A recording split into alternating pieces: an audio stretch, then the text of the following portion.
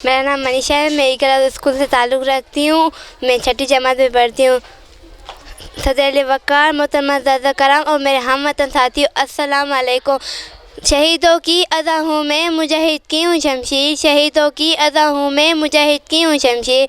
मैं डरती हूँ शहीदों की, मुझे कहते हैं कश्मीर। सदर वक़ार कश्मीर नाम है खूबसूरत और हसीन वादी का, जिसको जन्नत से तशबीह दी जाती है। उसका उसमें इसके खूबसूरत नज़ारे हैं। एक खुदा मेरे जिस्म से दिल को जुदा न कर, एक खुदा मेरे दिल से जिस्म को जुदा न कर। कश्मीर हमारा है, इसे काफिरों को अता न कर। यूं तो आज़ादी बड़ी नेमत है। क्या आपने कभी सोचा है कि कश्मीर क्यों इस आज़ादी से महरूम है? कश्मीर की आदत हमारे ऊंचे ऊंचे पहाड़ और नदियों की खामोश आवाज़ें ये चीख चीख के कहती हैं कि मैं कश्मीर हूँ, मैं मज़लूम हूँ, मुझे आज़ादी चाहिए। हमें चाहिए कि हम कश्मीर का साथ दें, उनको हक दिलाएं ताकि वो भी हमारी तरह आज़ादी हासिल करें। कश्मीर हमारा था, हमारा है और हमारा